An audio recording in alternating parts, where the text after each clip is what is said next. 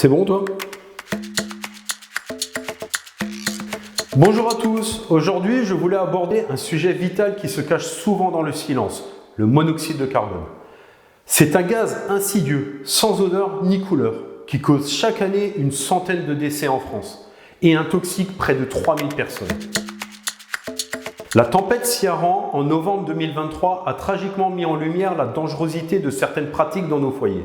Pendant cette période de crise, des foyers privés d'électricité ont eu recours à des groupes électrogènes et à des chauffages d'appoint ayant exposé leurs habitants à des risques graves. Des maux de tête, des nausées, de la fatigue, voire des paralysies musculaires sont des signes diurnes d'intoxication. Mais qu'en est-il la nuit, lorsque le danger se glisse insidieusement ? Bien que la réglementation exige des détecteurs de fumée, force est de constater que le détecteur de monoxyde de carbone n'est pas obligatoire. Pourtant, il pourrait être la clé pour sauver des vies en cas de dysfonctionnement du système de chauffage.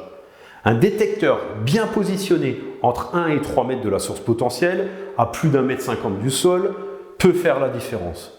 Un détecteur à chaque étage de la maison, aligné avec l'émission possible du gaz, et éventuellement près de la tête de lit à hauteur de respiration est fortement recommandé.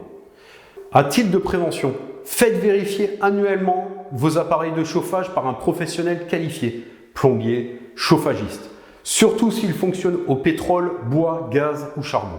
Ne placez jamais de groupe électrogène, barbecue ou brasero dans des espaces clos et méfiez-vous de l'utilisation de la gazinière et du four comme chauffage d'appoint. Si vous avez un conduit de cheminée, un ramonage réalisé par un professionnel, idéalement avant et après la période de chauffe et à minima avant celle-ci, est essentiel pour votre sécurité. Les bûches de ramonage facilitent grandement le ramonage mécanique, mais ne sont nullement suffisantes pour un entretien correct.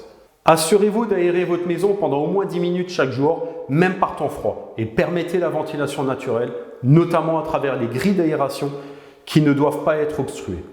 En cas d'intoxication au monoxyde, aérez les pièces, évacuez les lieux et appelez les secours. En conclusion, la sécurité contre le monoxyde de carbone nécessite une vigilance constante. Faites de la prévention une priorité en installant des détecteurs, en entretenant vos équipements et en adoptant des pratiques sûres. Pour plus de conseils et d'informations, suivez-moi sur les réseaux sociaux. Restons connectés, abonnez-vous. Prenez soin de vous et à très bientôt.